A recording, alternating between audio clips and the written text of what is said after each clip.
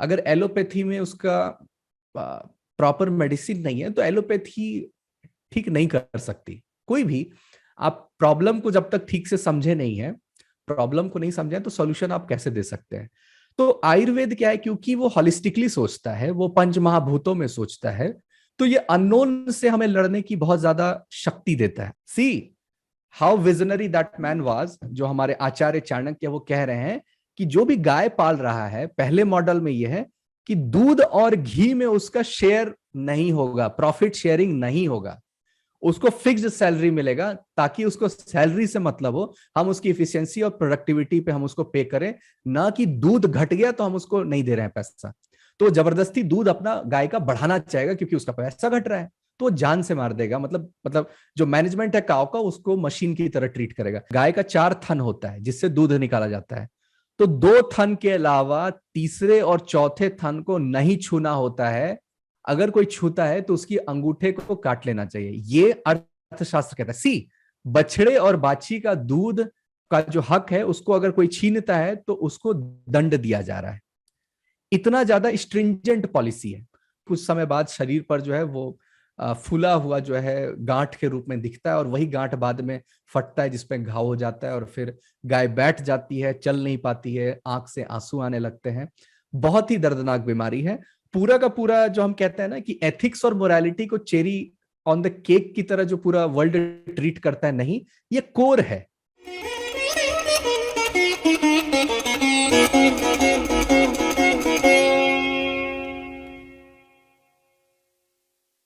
तो आयुर्वेद क्या कहता है, जो फ्रेमवर्क है वात पित्त कफ का, जो फ्रेमवर्क है, त्रिदोष फ्रेमवर्क हम बोलते हैं, धातु का फ्रेमवर्क है, रस शास्त्र का उसमें प्रयोग है। और वात पित्त कफ कहाँ से आती है, वो पंच महाभूत से उसका ओरिजिन हम बात करते हैं। ठीक है, जो कॉम्बिनेशन ऑफ 2 भूताज उसको कॉम्बाइन करते हैं, तो हम वात पित्त कफ का हम कॉम्बिनेशंस देखते हैं। तो अगर पंच महाभूत की बात हो गई, तो उससे तो निर्जीव भी बने हैं, नॉन लिविंग थिंग्स भी हैं। ठीक है, तो ह्यूमन के बारे में जब हम बात कर रहे हैं, प्लांट के बारे में भी हम बात कर सकते हैं। और अगर मॉडर्न साइंस से हम कंपेयर करें तो माइक्रोस्कोपिकली अगर देखें प्लांट सेल और एनिमल सेल को अगर देखेंगे, तो बहुत सारी सिमिलैरिटीज है। माइक्रोस्कोपिक लेवल पे, न्यूक्लियर लेवल पे हम देखते हैं कि बहुत ज्यादा सिमिलैरिटीज आने लगती है। तो क्या ये फ्रेमवर्क जो आयुर्वेद पे हमने अप्लाई किया है, दोषों को पहचानने का, ऋतु के अनुसार उन चीजों को, समस्याओं को समझने का, क्या ये हम गौ वंश पर ये प्रयोग में कर सकते हैं? तो ये जो चीज है, ये जो अंडरस्टैंडिंग है, ये मुझे पशु आयुर्वेद की ओर लाती है। और मैंने जो भी अंडरस्टैंडिंग अपने गांव से सीखी है, हमारे पूर्वज भी कई विधियों का प्रयोग करते आ रहे थे, उन सब का कलेक्शन करके मैंने पुस्तक के रूप में पब्लिश की, जिसका नाम है गौ संहिता। तो आज का सेशन मैं स्टार्ट करता हूँ पीपीटी के साथ, पशु आयुर्वेद और गौ संहिता। तो आयुर्वेद का जो टेक्निकल हम कहते हैं कि उसका जो डेफिनेशन है ना, आयु उसमें आता है। और वेद, वेद विद धातु से बना है। ठीक है, तो विद धातु से हम कहते हैं संस्कृत में कि एक धातु से कई अर्थ भी निकल सकते हैं, जब हम उसको कॉन्टेक्स्ट के अनुसार, कहाँ वो प्रयोग हो रहा है उसके अनुसार जब देखते हैं। तो ये नहीं सोचना है कि वेद तो 4 ही हैं, ऋग्वेद, सामवेद, यजुर्वेद, अथर्ववेद। ये आयुर्वेद कैसे हम वेद शब्द का क्यों प्रयोग कर दिए। ठीक है, तो वो विद धातु है जिसमें यहां पर अर्थ है नॉलेज, ज्ञान। ठीक है, आयु विज्ञान, आयु से हम एज को समझते हैं। तो it's not a science of कि कोई एलिमेंट है, कोई समस्या है, कोई डिजीज है और हम उसको टैकल कर रहे हैं। नो, ये कंप्लीट होलिस्टिक जो हम बोलते हैं कि साइंस है, कि आयु, एज, क्वालिटी लाइफ। ह्यूमन में हम बोलते हैं 100 साल की शतायु, जो हम बोलते हैं शत वर्ष, 100 वर्ष की क्वालिटी लाइफ कैसे जीना है वो आयुर्वेद सिखाता है। ठीक है, तो इसके आगे लग गया यहां पर पशु आयुर्वेद। ठीक है, तो पशु आयुर्वेद टेक्निकली ये वर्ड आपको शास्त्रों में नहीं मिलेगा, अलग अलग रूप में मिलेगा। जैसे गज आयुर्वेद मिलेगा हाथी के लिए। ठीक है, गव आयुर्वेद गाय के लिए। गावो विश्वस्य मात्र, गावो जो शब्द है वो गाय के लिए ज्यादा प्रयोग होता है शास्त्रों में। गौ जो है उसके बहुत सारे अर्थ हैं, है ना, पृथ्वी भी उस शब्द में आता है। तो पशु आयुर्वेद मतलब हम ये कह रहे हैं कि एनिमल लाइफ साइंसेस अगर हम कहें तो ये वो सब्जेक्ट है। ठीक है। और ये जो गौ संहिता है, ये पुस्तक जो मैंने लिखी है, इसमें संहिता मतलब होता है कलेक्शंस।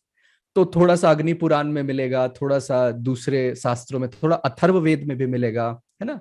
इथनो मेडिसिन जो हम बोलते हैं, भारत की जो गांव गांव में प्रचलित प्राचीन विधियां हैं, इन सब के कॉम्बिनेशन को मैंने संकलित किया है। ठीक है। तो जो पहला आज का जो हम विषय देख रहे हैं वो है अग्नि पुराण में जो श्लोक है, जहां से मुझे पता चला कि आयुर्वेद जो है वो अप्लाई हो सकता है। क्यों शब्द का प्रयोग हुआ? वात हर, पित्त हर, कफ रोग का नाशक। जब भी ये तीन शब्द आता है तो हम उसको कहते हैं कि ये जो है ये आयुर्वेद है। वात पित्त कफ आ गया मतलब आयुर्वेद है।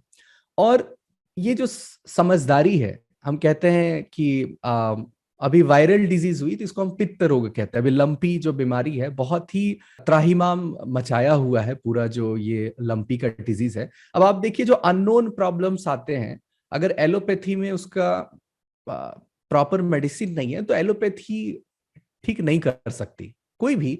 आप प्रॉब्लम को जब तक ठीक से समझे नहीं है, प्रॉब्लम को नहीं समझे तो सॉल्यूशन आप कैसे दे सकते हैं? तो आयुर्वेद क्या है, क्योंकि वो होलिस्टिकली सोचता है, वो पंच महाभूतों में सोचता है, तो ये अननोन से हमें लड़ने की बहुत ज्यादा शक्ति देता है, अननोन से। ठीक है। जैसे जल से अगर कोई समस्या हुई तो हम कहते हैं कि कफ रोग है। पौधे में अगर आप ओवर इरिगेशन कर दो, बहुत ज्यादा इरिगेशन कर दो, तो उससे जो भी बीमारियां आएगी उसको हम लोग कहते हैं वो कफ रोग है। ठीक है। तो वायु का जो दोष होता है शरीर में, हम कहते हैं हमारा शरीर कांप रहा है, शरीर पैर दर्द दे रहा है, तो इसको हम कहते हैं वात दोष। तो गाय में भी गौवंश में भी अगर ये समस्या हमें दिखती है तो हम इसको कैटेगरी वाइज हम इसको समझ सकते हैं। हड्डी टूट गई है ना, तो हड्डी पैर दर्द जो हम समझ रहे हैं ये वात की समस्या है। तो प्रियंगु, अगर आप आयुर्वेद फील्ड से नहीं है तो ये वर्ड आप पहली बार शायद सुन रहे होंगे, लेकिन ये बहुत फेमस मेडिसिन है। लता हम कहते हैं जो हर्ब है, प्रियंगु। यहाँ प्रियंग करके, क्योंकि श्लोक में प्रियंग करके लिखा हुआ था तो यहाँ पे मैंने प्रियंग लिखा है, बट प्रियंगु नाम से बहुत ही ज्यादा फेमस है। उसमें सेंधा नमक मिला करके ये प्रयोग करने बोल रहे हैं। ये वातहर है। अब यष्टि मधु शब्द का प्रयोग हुआ है। मुलेठी को टेक्निकली हम कहते हैं मुलेठी ही यष्टि मधु है। ये पित्तहर है। पित्त जो है वो शरीर में हम कहते हैं नाभि का जो है हमारा पित्त, जो हम कहते हैं पेट की जो समस्या है ना, पेट पेट से जो समस्या मतलब डाइजेशन की जो इश्यू है, ये जो है यहाँ पर अब देखिए गाय में भी, क्योंकि डेयरी पालन करते हैं तो बंधी हुई रहती है। ठीक है। तो ऑब्वियसली डाइजेशन की समस्या होगी ही होगी, और ओपन ग्रेजिंग फील्ड्स रहे नहीं। तो यहाँ पर अग्नि पुराण का आप देखो ये श्लोक, यहाँ पर जब ये दो शब्द का प्रयोग हो, ऑटोमेटिकली हमें समझ में आता है कि प्रॉपर ये लाइफ साइंसेस एग्जिस्ट करती थी, जो हमारी मेमोरी से भी गायब हो गई है, और टेक्स्ट जो है प्रॉपर हमें मिल नहीं रही है। शालिहोत्र जी का नाम आता है पशु के लिए जब हम आयुर्वेद की बात करते हैं, गरुड़ पुराण की बात आती है, अग्नि पुराण की बात आती है। और वेदों में अगर कैटेगरी वाइज हम कहें तो ऋग्वेद को कहते हैं ज्ञान, ठीक है।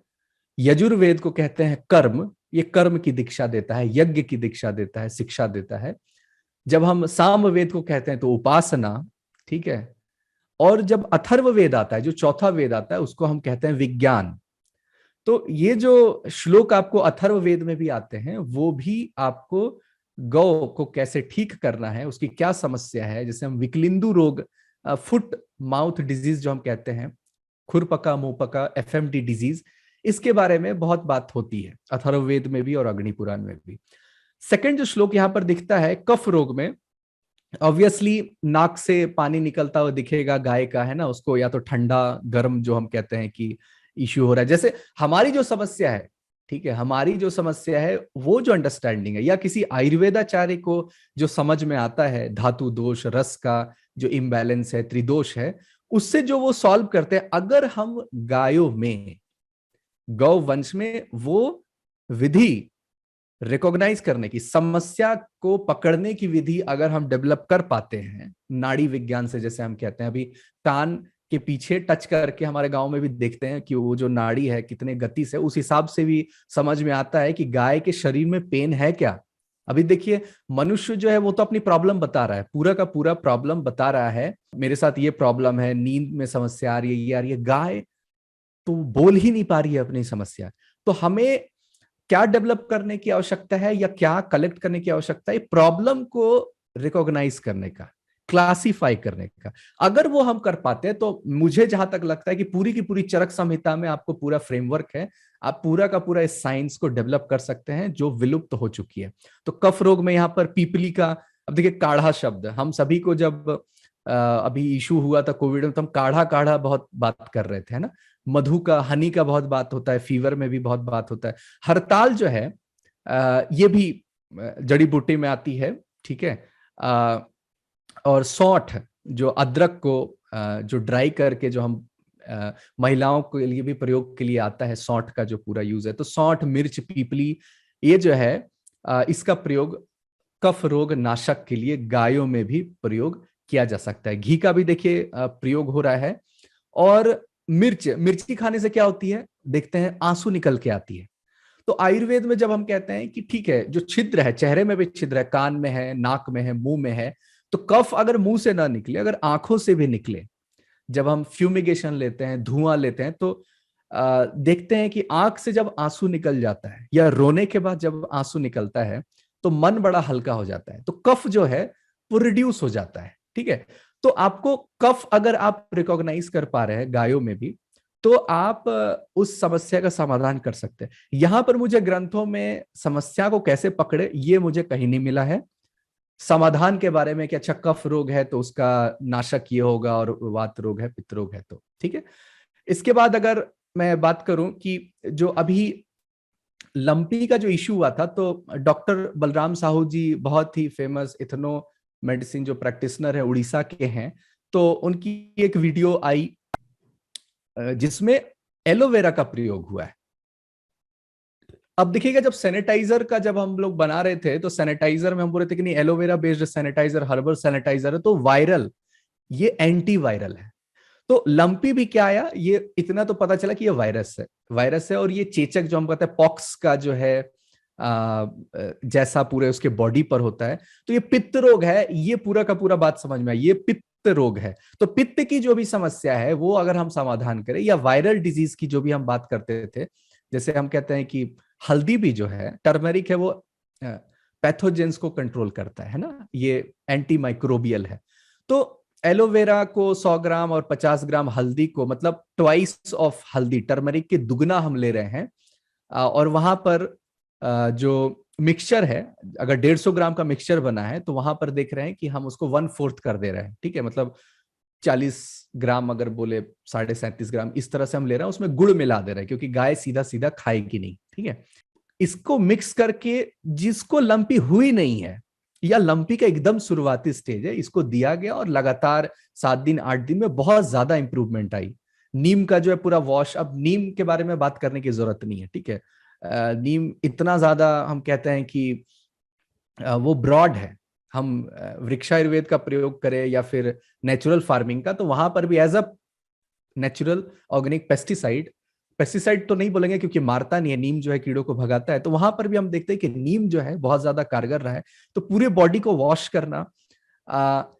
वेस्ट डिकम्पोजर हम लोग खेत में बहुत अच्छा यूज करते हैं, ये माइक्रोबियल सॉल्यूशन है, ठीक है। डॉक्टर कृष्ण चंद्रा जी ने इसको पूरा फेमस कर दिया पूरे भारत में। तो बैक्टीरिया का पूरा सॉल्यूशन है, ठीक है, वेस्ट डिकम्पोजर। यहां पर क्या है, वायरस है ये। तो हम पैथोजेंस या जो माइक्रोब्स है उसमें भी जब देखते हैं कि अगर बैक्टीरिया ओवर पावर करता है तो वायरस जो है वो टेक्निकली थोड़ा अंडर कंट्रोल हो जाता है।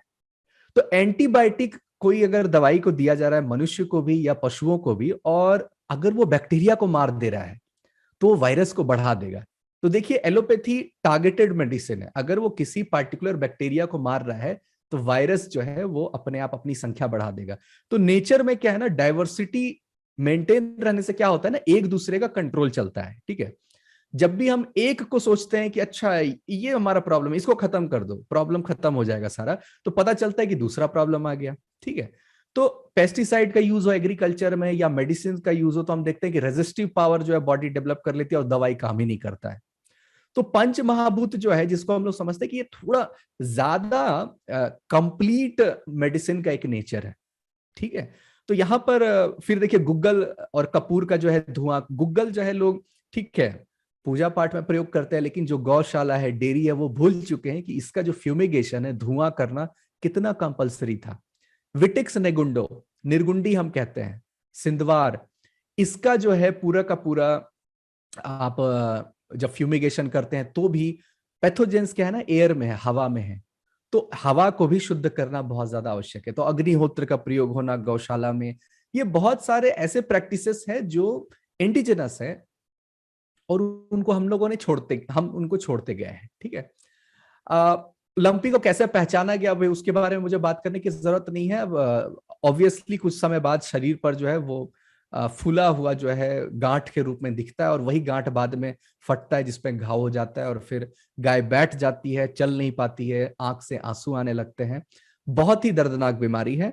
और हम जैसे बोले ना, आयुर्वेद हमेशा से फेमस है, हम क्या बोलते हैं कि प्रिवेंटिव हेल्थ केयर में बहुत ज्यादा फेमस है। तो इम्यूनिटी, अब गायों की इम्यूनिटी के लिए हल्दी और नीम का प्रयोग होना बहुत ज्यादा आवश्यक है। ठीक है, ये जो डिजीज हम लोग कहते हैं एफएमडी, खुर, जो फुट है, गाय का जो फुट है, वो जब बाहर जाती है, अभी बरसात में वो गीले जगह पर जाती है, कहीं तालाब के पास गई, कहीं गई, वो सूखता नहीं है उसका। और गौशाला के मैनेजमेंट में भी आप देखिएगा बहुत गीला गीला आजकल रहने लगा है, उसको क्लीन और साफ अगर वो नहीं कर पा रहे हैं, तो वो जो है पैथोजेंस और बैक्टीरिया माइक्रोब्स, बताने की जरूरत नहीं कि कोई गीला चीज होता है तो फूड भी खराब हो जाता है। हम ड्राई फ्रूट्स क्यों पैकेज खरीदते हैं? ड्राई फ्रूट्स, ड्राई जब आप कर देते हैं किसी फूड को भी, आप अगर ड्राई कर देते हैं तो माइक्रोब्स अपने पॉपुलेशन ग्रोथ नहीं कर पाता है। ठीक है, तो उसी तरह गायों का जो पैर है वो अगर सूखा नहीं होगा, ड्राई नहीं होगा, तो ऑब्वियसली वहां पर बीमारी आएंगी। तो ये अग्निहोत्र का राख का जो है, जो एशेज हम बोलते हैं, दरवाजे पे उसका एक बेड बना देना चाहिए। अगर आप दवाइयों से त्रस्त हैं, बहुत ज्यादा दवाई की कॉस्टिंग आ रही है, तो जब भी गायें घुसेंगी अपने गौशाला में, तो वो जब वहां पैर रखेगी ड्राई ड्राई एशेज में, तो वो सूखेगा उसका जो पैर है।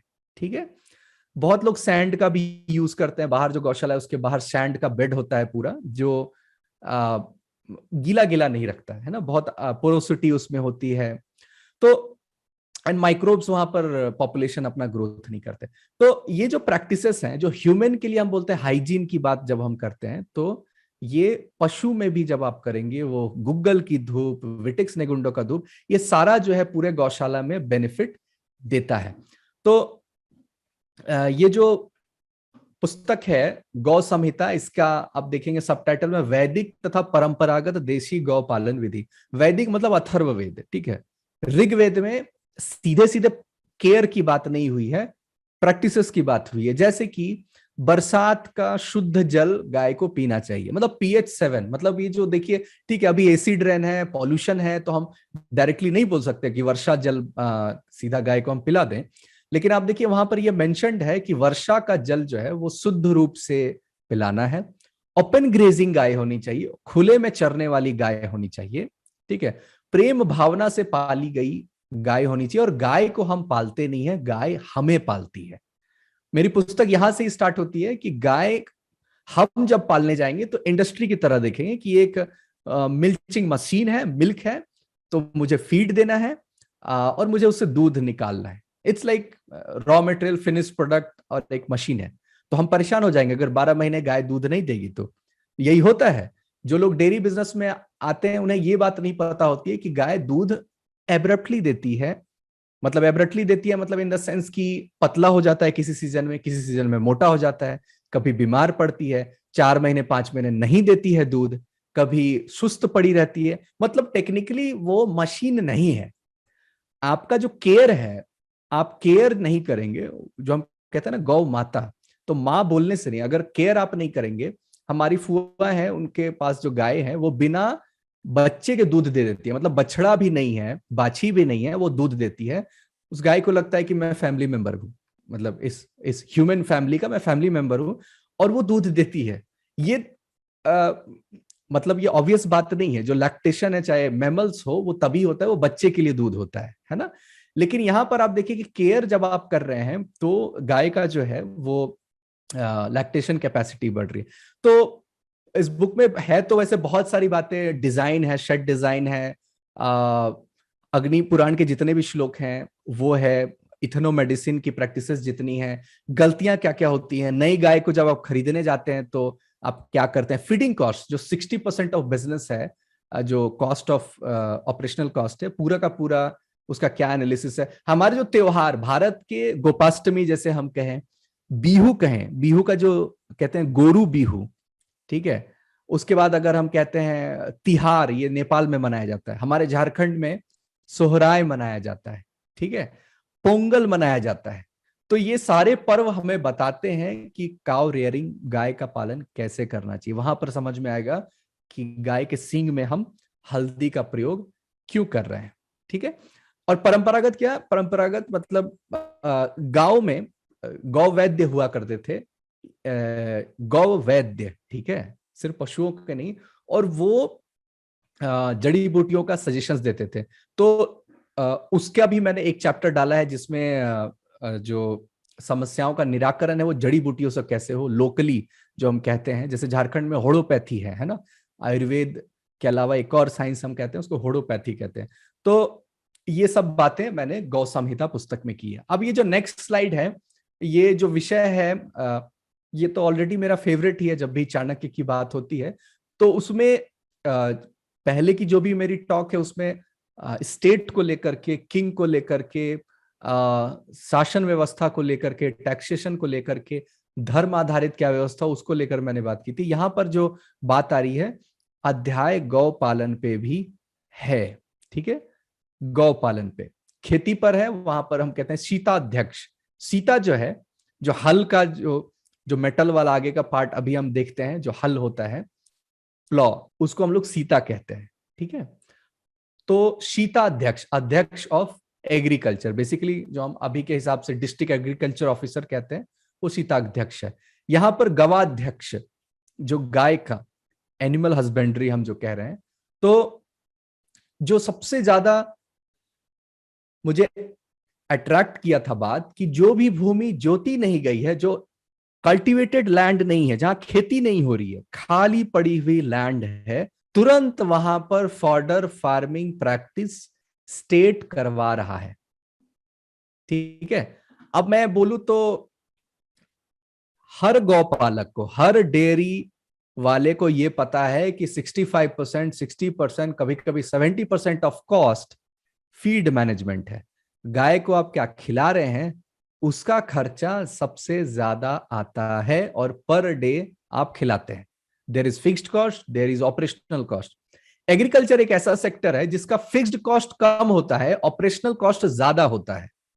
ये हमेशा, ये जो एनालिसिस है, इसीलिए इंडस्ट्रियल इकोनॉमी के मॉडल्स जो है एग्रेरियन इकोनॉमी में फेल करते हैं, क्योंकि ये जो पूरा का पूरा गेम है कि ऑपरेशनल कॉस्ट हमेशा ज्यादा होता है। यहां पर आप देखिए पूरा स्टेट लगा हुआ है कि जो भी अनकल्टिवेटेड लैंड है तुरंत उसमें फॉडर फार्मिंग होगी। मतलब गाय का जो पालन का 60% कॉस्ट है वो फ्री ऑफ कॉस्ट हो जाए, तभी गरीब भी गाय पाल पाएगा, ठीक है। आइदर वो एग्रीकल्चर करता है, इंटीग्रेटेड फार्मिंग जो हम कहते हैं, खेती करता है, मक्के की खेती कर रहा है, बाजरे की, जौ की, चने की, और उसका जो बाय लास्ट में जो हम हार्वेस्ट करते हैं और जो बचता है वो हम गाय को अगर खिलाते हैं तो वहां पर कॉस्ट बचती है। तो जो भी खेती करते हैं वो जब गौ पालन करते हैं तो दोनों एक दूसरे को मदद करते हैं। देखिएगा, घास से किसान परेशान है, वो हर्बिसाइड मारता है, घास मारने की दवा मारता है, और गाय जो पालन करते हैं वो खेती नहीं करते हैं, वो गाय के लिए खाना खरीदते हैं, जिसका फेवरेट फूड घास है। आप गाय के सामने 5 फूड रख दीजिए अलग अलग टाइप का, आप देखिए कि गाय क्या प्रिफर करती है। हम जज करने लगे हैं कि गाय को ये खाना चाहिए न्यूट्रिएंट के हिसाब से, कैल्शियम घट गया है तो ये करो, ये घट गया तो ये करो, ठीक है। हम डिसाइड करते हैं गाय को क्या खाना है, क्योंकि हमारा फोकस क्या रहता है, दूध बढ़ना चाहिए, उसका मेंटल फिजिकल हेल्थ, उसको अंदर से क्या मन कर रहा है उस पर हम नहीं ध्यान देते हैं, ठीक है। टेम्परेचर के भी जब बात होती है, गाय को हम बांध के रखते हैं। अब उसको कभी ठंडा लग रहा है तो फैन कूलर बंद नहीं है, उसको गर्मी लग रही है तो मे बी उसको वो चीज ना मिले। जब ओपन ग्रेजिंग होती है, देखिएगा जो देशी गायें हैं वो धूप में बैठ जाती हैं, वो 40 डिग्री 35 डिग्री में बैठी हुई है, 45 डिग्री में बैठी हुई है। तो देशी ब्रीड जो है वो, जब हम गौ पालन में देखते हैं तो ये बात आती है कि गाय दूहने समय बांधना चाहिए, या किसी स्पेशल केयर के समय दवाई दे रहे हैं उस समय बांधना चाहिए, बाकी समय उसको ओपन रखिए ताकि उसकी बॉडी की टेम्परेचर मैनेजमेंट अपने आप हो जाए।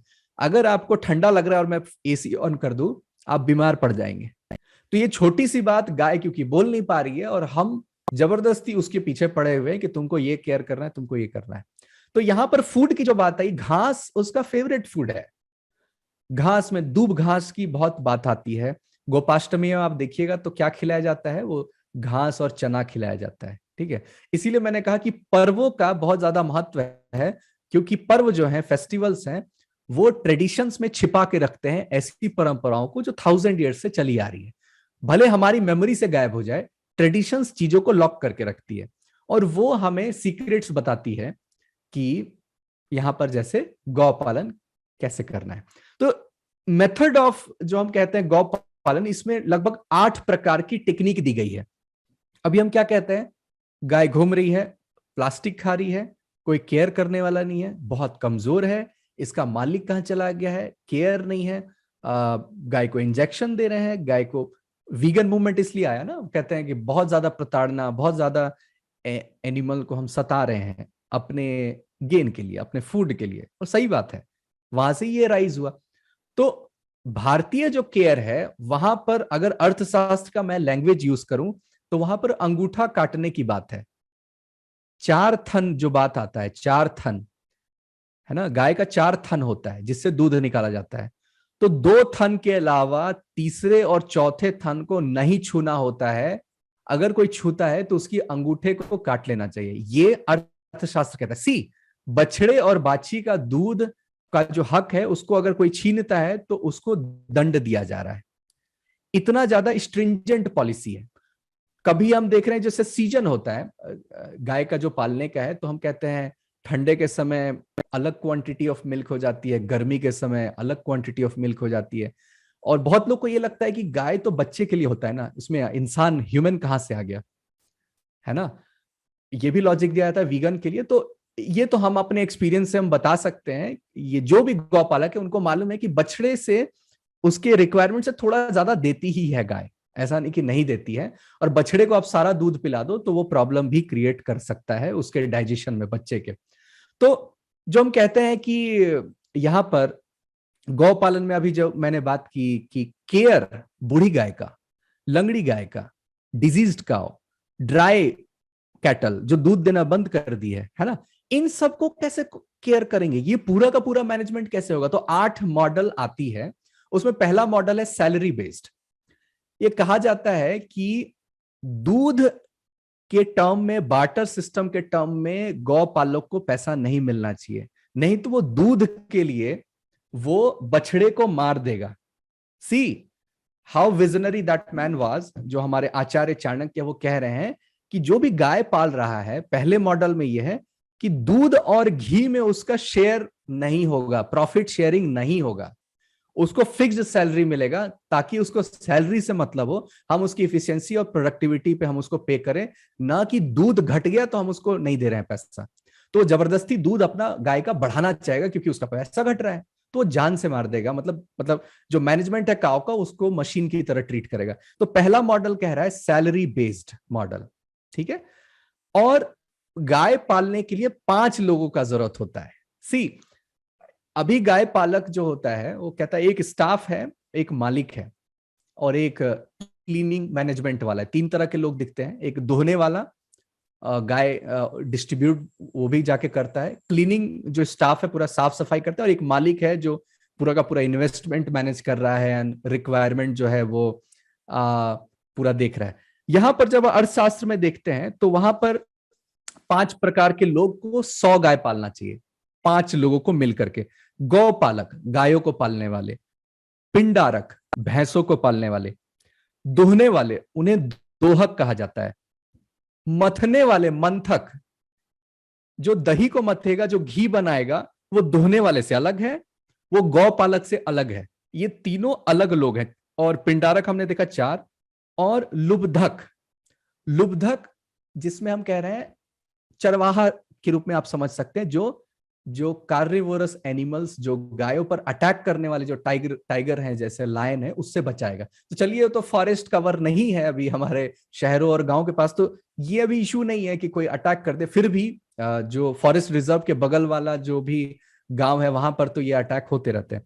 तो ये 5 लोगों का जो ग्रुप है, एक कम्युनिटी है, वो 100 गाय को, गौवंश को, सॉरी नॉट जस्ट गाय, गाय भैंस बछड़ा बाछी सब मिला करके वो कर रहा है। सेकंड जो मॉडल है, जहां पर अभी हमने देखा, सेकंड मॉडल में हमने देखा यहां पर है कर प्रतिकर, कॉन्ट्रेक्चुअल। ठीक है, यहां पर ये कम्युनिटी बेस्ड 5 लोग मिलकर नहीं कर रहे हैं, एक कॉन्ट्रैक्ट दे दिया जा रहा है। किसे दिया जा रहा है? चरवाहे को दिया जा रहा है। और वो, उसको हमने कुछ फिक्स कर दिया जैसे कि गाय अगर मरती है तो उसका जो चमड़ा है उसका ट्रेड करके तुम पैसा दोगे। घी का कुछ लॉक कर दिया जाएगा, वो मिल्चिंग कैपेसिटी के हिसाब से एक अगर लेट से 100 गाय है तो मिल्क का पूरा एक, मान लीजिए कि उसको एनालिसिस उसने किया है तो 20 लीटर में 1 केजी घी। ये अर्थशास्त्र का टाइम का मैं बता रहा हूं, अभी के हिसाब से मैं नहीं बता रहा हूं। 20 लीटर दूध में 1 किलो घी निकल रही है। ठीक है, तो अगर 200 लीटर है, लेट से 200 लीटर दूध आ रहा है, इसका मतलब कि 10 केजी घी इसकी कैपेसिटी है इस कैटल की, तो उसका कुछ परसेंटेज 70%, 60%, 50% घी आप दे दो। घी ज्यादा हो रहा है उससे मुझे नहीं मतलब एक फिक्स कर दिया, एक कॉन्ट्रैक्ट पे मैंने 100 गाय को जो है किसी चरवाहे को, किसी हर्ड कम्युनिटी को हमने दे दिया। ठीक है, और वहां से हमने उसका बेस ये कर दिया। ये जो management of disease and old cattle, ये थर्ड वाला जो है, इसका ग्रुपिंग करना, मतलब जो बूढ़ी हो गई है, ड्राई हो गई है कैटल, चोट लगा हुआ है, इन सबको एक पूरा का पूरा ग्रुप कर देना है। डिजीज्ड काउ को कभी भी हेल्दी काउ के साथ नहीं रखना है। इनके पूरे ग्रुप को जो है, जो भी पालेगा उससे बहुत कम लिया जाएगा। मतलब जितना अभी देखेंगे सैलरी बेस्ड और कॉन्ट्रेक्चुअल, क्योंकि हमें पता है कि उससे ज्यादा कुछ आने वाला नहीं है, वो केयर ही कर दे रहा है, वही बहुत बड़ा बात। तो उसको जो है एक अलग से, ऐसे गायों को अलग करके पाला जाएगा। ठीक है, fourth one is now you see state supported. Now state supported कब होगा? जब डर है कि चोरी हो जाएगा, क्या कैटल हमारा, सांप है हमारे एरिया में, वो हो जाएगा, हम मैनेज नहीं कर पा रहे हैं, मेरे पास वेयर हाउस नहीं है, मतलब डेयरी जो हम कहते हैं शेड नहीं है, कैटल शेड जो हम कहते हैं, इन्वेस्टमेंट नहीं कर पा रहे हैं, तो स्टेट वहां पर आ गया है, राज्य वहां पर आ गया है, जो अपना जो उसका बाउंड्री है वो अपना एक नया बाउंड्री बना करके उन सारे गायों को वहां रखा जाएगा और टैक्स पे करेगा जो मालिक है इन गायों का। ठीक है, रेवेन्यू गवर्नमेंट को देगा। अब ये थोड़ा सा पैराडॉक्सिकल बात हो जाता है, अभी के टाइम में एग्रीकल्चर और इस सब में हम कहते हैं कि नॉन टैक्सेबल है बहुत सारे पार्ट। जितना मैं गवर्नमेंट को समझता हूं, रेवेन्यू जहां से आती है गवर्नमेंट का ध्यान वहां रहता है। ठीक है, रेवेन्यू जहां से नहीं आती है, जरूरी नहीं कि गवर्नमेंट वहां पर ध्यान दे, तो समाज को ध्यान देना पड़ता है। पूरा समाज जो है, हम देखते हैं गौ के लिए चारा का दान करता है, लेकिन स्टेट का उतना ज्यादा ध्यान नहीं हो क्योंकि वहां से रेवेन्यू नहीं आ रही है। तो यहां पर ये जो स्टेट सपोर्टेड जो है, वहां पर टैक्स पे किया जा रहा है, और टैक्स पे करने से क्योंकि रेवेन्यू का फायदा है, तो यहां पर जो स्टेट है वो ये केयर जो है वो कर रहा है। ठीक है, मेंटेनिंग आइडेंटिटी जो फिफ्थ पार्ट है, मतलब हम पूरा वंशावली, उसकी जो ब्रीड है उसको हम चेक करेंगे। देखिए, इनब्रीडिंग बहुत बड़ी प्रॉब्लम है ह्यूमन में। हम इनब्रीडिंग पे नहीं बात करते कि रिलेशन जो है सिस्टर फुआ with in the family marriages नहीं होती है, और गोत्र भी हम कहते हैं कि मेंटेन रखना चाहिए। ठीक है, ये हेल्थ पर्पस से लिए जो हम कहते हैं कि जेनेटिकली हम ग्रो नहीं कर पाएंगे अगर हमने इनब्रीडिंग कर दिया।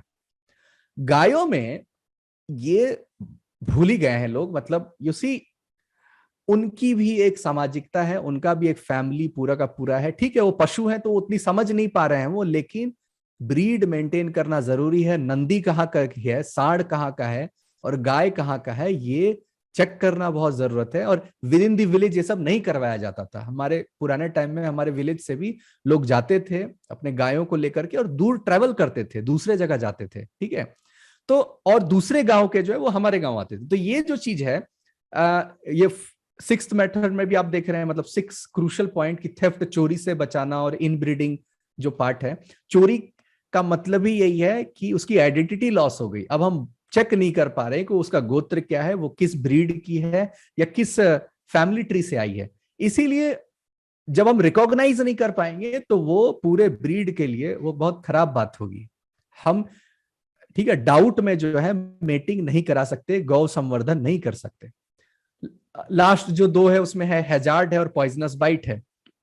मतलब इसका केयर करना बहुत ज्यादा जरूरी है। हैजार्ड मतलब गड्ढे में गिर गई, ठीक है, अकाल आ गया तो फॉडर की पूरी क्राइसिस हो गई, सांप काट लिया, पॉइजनस बाइट जो है। तो इस तरह की गायों की कैटेगरी अलग है, ठीक है। और क्षीर ग्रीत संजात जो लास्ट है, जिसमें हम कह रहे हैं कि दही और घी का जो पूरा मैनेजमेंट है अलग अलग, अगर इसको ऐसे डिटेल में हम जाएं तो आयुर्वेद का एंट्री होता है। आयुर्वेद में बहुत सारे मेडिसिन घी आधारित होते हैं, ठीक है। तो जो घी है वो किस तरह से हम बना रहे हैं, शरद पूर्णिमा में बना रहे हैं, किस नक्षत्र में बना रहे हैं, गायत्री मंत्र पढ़ के बना रहे हैं क्या, ब्रह्म मुहूर्त में बना रहे हैं क्या, है ना, किस विधि से बना रहे हैं, वो घी का भी कई प्रकार हो जाता है। एक तो एक घी मैंने देखा कि उसमें 100 कंटेनर्स में चेंज किया जाता है। जैसे होम्योपैथी में आप देखेंगे कि जो बात होती है कि, है ना, पोटेंसी बढ़ाने के लिए डाइल्यूशन डाइल्यूशन डाइल्यूशन डाइल्यूशन, तो यहां पर भी घी के साथ भी ये चीजें मैंने देखी है। तो यहां पर आप देखेंगे कि ये जो मैनेजमेंट है डेयरी का, ये 8 प्रकार का जो आपने देखा, ये थोड़ा सा मुझे जहां तक लगता है थोड़ा क्या पूरा ही मिसिंग है, क्योंकि पूरा का पूरा डेयरी व्हाइट रेवोल्यूशन, मतलब सादे को देखता है, मतलब दूध को देख रहा है। गाय मतलब cow urine, cow dung and पीला मिल्क, नॉट वाइट, ठीक है, क्रीमी थोड़ा जो उसमें कैरोटीन जो हम बोलते हैं ना। तो इन तीनों का जो मैनेजमेंट करता है वो देसी गाय का मैनेजमेंट करता है, और नेचुरोपैथी और आयुर्वेद का पूरा सोर्स है। और पूरा का पूरा ये जो विज्ञान है वो भावना सूत्र पर चलता है कि आपको मैं अगर ध्यान बताऊं कि अभी लोग जूठा देते हैं गायों को। सी, फैमिली मेंबर को कोई जूठा नहीं खिलाता है ना। तो जब हम चावल की खेती देख रहे हैं, धान देख रहे हैं, तो चावल हमारा, धान का स्टॉक गाय का, और जड़ सॉइल का, ठीक है। जब दाल को देख रहे हैं, पल्सेस को देख रहे हैं, तो दाल हमारा, दाल का जो छिलका है वो गाय का, और दाल का जो रूट है जो हम कह रहे हैं लेग्यूमिनस, वो सॉइल का। तो सॉइल, गौ और ह्यूमन, ये तीनों देखिए एक दूसरे पे इंटरडिपेंडेंट है, और एक दूसरे का जो भावना सूत्र है, यहां पर आप देखेंगे मिट्टी की पूजा हो रही है, हल की पूजा हो रही है, गाय की पूजा हो रही है। गाय हमारे पर्व का वो मेन किरदार है। जो 5 पर्वों का मैंने नाम लिया, गोपाष्टमी हो, बिहू हो, है ना, सोहराय हो, पोंगल हो, तो ये जो चीज है ये मिसिंग है पूरा का पूरा। और अभी अगर योग सूत्र के तरफ मैं शिफ्ट करूं तो वहां पर चेतना और जड़ की जो बात होती है, तो चेतना जड़ को कंट्रोल करता है। ये सबसे बड़ा डिस्कवरी जो आने वाले समय में साइंस भी करेगा, कि जो कॉन्सियसनेस है वो मैटर को इन्फ्लुएंस करता है। मैटर के प्रॉब्लम को मैटर से जब हम सॉल्व करने जाएंगे तो जरूरी नहीं कि वो प्रॉब्लम हर बार सॉल्व हो, ठीक है। तो जो केयर है, हम कहते हैं ना अभी साइकोसोमेटिक डिसऑर्डर, ये क्या बोलता है, माइंड और बॉडी को रिलेट करता है। माइंड में अगर बहुत एंजाइटी है आपका, बहुत आप परेशान है, तो बॉडी में डिजीज आ जाएगा, ठीक है। आयुर्वेद में आप पढ़ेंगे तो कहेंगे कि ईर्ष्या है, क्रोध है, तो बीमारी आ जाएगी। गायों के साथ हम वो मेंटेन नहीं कर रहे हैं, वो व्यवहार, वो जो चीज है, वो जब आप करेंगे तो आप देखेंगे कि गौ पालन में बहुत ज्यादा इंप्रूवमेंट आ रहा है। और ये जो ब्रीड का जो बात है कि हमने देसी ब्रीड को देखा और हमें लगा कि नहीं ये तो वीक है बहुत, मतलब हमें तो जर्सी हॉलिस्टियन फ्रीजियन ही लानी चाहिए। तो ये कुछ इस प्रकार का है कि जैसे हम आजाद हुए तो बहुत फेमाइन थे बंगाल में, फेमाइन नहीं तो जो भारत का जेनेटिक्स है, भारत के लोग कमजोरी दिखते थे, जब वो खाएंगे पिएंगे तभी तो मजबूत दिखेंगे। तो जो भारत का जो गौवंश है, अगर उसको ठीक से खिलाएंगे पिलाएंगे, और उसका जो भावना सूत्र है, देशी गाय जो है अपने बच्चे को लेकर के पता नहीं ज्यादा ही अटैच्ड होती है। तो बछड़े को जब हम छीन लेते हैं, मतलब उसको पीने नहीं देते हैं, बाछी को पीने नहीं देते हैं, हमें लग रहा है कि वो दूध हम बचा लिए, और हमें वो मिल जाएगा। नहीं, दूध गाय चुराती है। ये जो भी देसी गाय को पाले उनको ये बात पता है कि दूध होते हुए भी दूध नहीं देगी देसी गाय। उसको समझ में आ जाता है कि मुझे नहीं देना है, ठीक है। तो पूरा का पूरा जो हम कहते हैं ना कि एथिक्स और मोरालिटी को चेरी ऑन द केक की तरह जो पूरा वर्ल्ड ट्रीट करता है, नहीं, ये कोर है। भारत का जितना भी आप साइंसेस, विज्ञान, कहीं भी आप जाएंगे तो धर्म आधार हो जाता है और वहां से चीजें निकल कर आती है। तो यहाँ पर जो 4 विषय मैंने बात की, पहला कि अग्नि पुराण के विषय में, वहां पर श्लोक से हमें पता चला कि वात पित्त कफ शब्द आ गया, मतलब पूरा का पूरा आयुर्वेद आ ही गया, ठीक है। उसके बाद गौ संहिता पुस्तक के बारे में अभी बात की कि उसमें क्या क्या अध्याय मैंने जोड़े हैं, तो वो प्रैक्टिकल एक मैनुअल की तरह है। महिमा मंडल उसमें मैंने नहीं किया है गाय का, और भारत के मतलब जो हम कहते हैं भारत का जो विचारधारा है गाय को लेकर, उस पर बात नहीं की है। एक नया गौपालक कैसे देशी गाय को रियरिंग करे, पाले और प्रॉफिटेबल, सस्टेनेबल वो क्रिएट करे। और अभी हमने देखा जो अर्थशास्त्र में, चाणक्य के अर्थशास्त्र में एक एक पूरा का पूरा चैप्टर डेडिकेटेड, और शुरू कहां से हो रहा है, जो भी भूमि अनकल्टिवेटेड है तुरंत उसमें फॉडर फार्मिंग कराई जाए। ये स्टेट स्पॉन्सर्ड होगा। फूड फॉर कैटल फ्री होना चाहिए। अगर ये स्टेट इंश्योर करता है तो चीजें जो है बहुत ज्यादा बैलेंस हो जाती है, ठीक है। जब तक हम प्रश्नों की प्रतीक्षा कर रहे रवि जी, मैं और आप बात कर रहे थे एथेनॉल और कैनबिस की। मैं चाहूंगी आप उसे एक बार फिर दोहरा दें। हाँ, अभी आयुर्वेद का क्या एक अवधारणा है, आयुर्वेद पे कौन से लोग जाते हैं।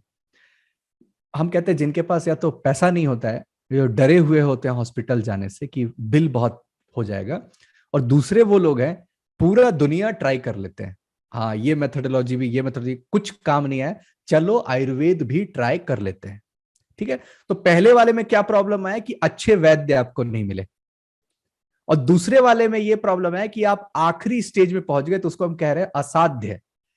और असाध्य रोग को चरक संहिता मना करता है वैद्य को ट्रीट करने से।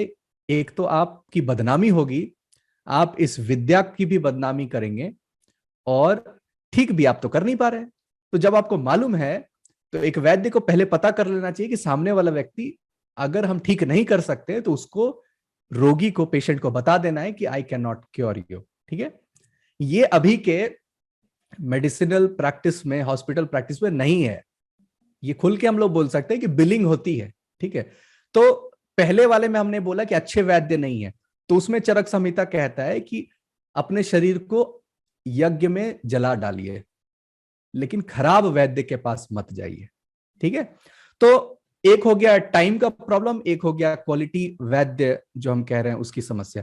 तो आयुर्वेद का इमेज ऐसा क्यों बना, क्योंकि जो प्रिवेंटिव मेडिसिन है वो तो दिख रहे हैं, हाँ होने से आपको बचाता है, लेकिन हो गया तो क्राइसिस होगी, तो फिर एलोपैथी के पास दौड़ना पड़ेगा। ये इमेज क्यों बना, क्योंकि जो स्ट्रॉन्ग मेडिसिन है वो आपको दिख नहीं रहे हैं, जो मंत्र सिद्ध हैं। और यू सी गिलोय को सबने बहुत अंडरस्टिमेट किया था, बट उसके भी साइड इफेक्ट्स आपको दिखे, काढ़ा बना के पिए जा रहे थे, लेकिन ये गलत है ना। तो रिएक्शंस उनको दिखा, है ना, लीवर में समस्या हुई। तो वही यहाँ पर जो कैनबिस और इथानॉल की बात हो रही है, तो हम कहते हैं एलोपैथी में जो बेस है वो इथानॉल को मानते हैं। सैनिटाइजर आपका देखिए इथानॉल से बना। तो ये जो कैनबिस है, ये या तो हीन भावना से देखा जाता है या बैंड है।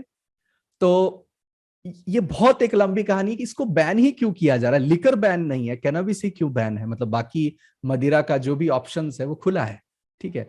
तो हम कहते हैं कि आयुर्वेद में भी कई स्ट्रॉन्ग मेडिसिन का जो बेस मटेरियल है वहां पर ये कैनबिस आता है। तो जो अच्छी दवाइयां हैं, कोई भी दवाई, यहां पर जो कफ सिरप है टोरेक्स, उसको भी लोग कहते हैं ना वो दारू की तरह पी रहे हैं, एक बार में पूरी सीसी पी गए तो नशा चढ़ गया। तो दवाई का तो ये नेचर ही है, गलत मात्रा में आप लेंगे तो पॉइजन होगा। तो कैनबिस को गलत मात्रा में लेंगे तो है जो है, लेकिन उसकी राइट क्वांटिटी, राइट मेथोडोलॉजी, रसायन शास्त्र, रस शास्त्र, उसका जो ऋतुचर्या है, उसका जो प्रॉपर कॉम्बिनेशन है करके, समस्या है तो अगर समस्या एग्जिस्ट नहीं करती है, उसके लिए हमने दवाई बना दी, तो again that is a poison. ठीक है, तो ये सारी चीजें जो हैं आधार रही है आयुर्वेद में। और इस पे आपको यूट्यूब पे तो बहुत सारे वीडियो संगन टॉक पे भी मिलेंगे कि कैसे सिस्टमैटिकली इसके ऊपर अटैक किया गया है कि इसको बैन कर दो, ताकि जो आयुर्वेद है इन होल वीक हो जाए, एक वीक साइंस की तरह दिखे। नमस्ते रवि जी, माफ कीजिए, मेरा शायद थोड़ा सा टेंजेंशियल क्वेश्चन है। अभी आप जो बोल रहे थे कि कोविड के टाइम पे जैसे क्या बोलते हैं, वो लिवर के प्रॉब्लम हो रहे थे, आयुर्वेद का प्रॉपरली वो लोग खा नहीं रहे थे।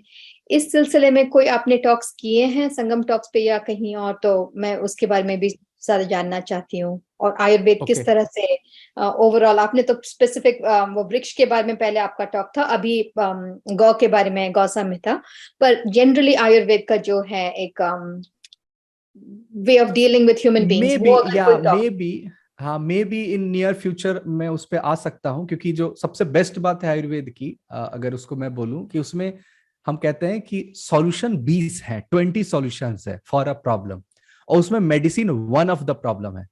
तो अदर 19 क्या है, ये जानना हमारे लिए बहुत आवश्यक है कि जो मेडिसिन है वो एक है बस, and there are 20 solutions for your problems. ठीक है, तो आयुर्वेद पे और स्पेसिफिकली मैं चरक संहिता पे इन फ्यूचर बात करूंगा कि उसमें क्या है, मतलब वो तो पेंडोरा बॉक्स है, वो तो खुलेगा तो मतलब वो खत्म ही नहीं होगा, ऐसा बड़ा विषय है। ये जो वृक्षायुर्वेद और पशु आयुर्वेद मैंने लाया था, ये क्योंकि लुप्त तो ऑलमोस्ट हो चुकी थी, और वृक्षायुर्वेद और पशु आयुर्वेद में कौन सी अंडरस्टैंडिंग हम आयुर्वेद की अप्लाई कर सकते हैं, उसको लेकर के मेरी जो कोशिश है उस पर मैं लगा हुआ हूं। तो उसमें हमें आयुर्वेद को अपना और धार बनाने की तो पूरी आवश्यकता है ही, तभी हम वृक्ष आयुर्वेद और पशु आयुर्वेद को भी आगे बढ़ा सकते हैं।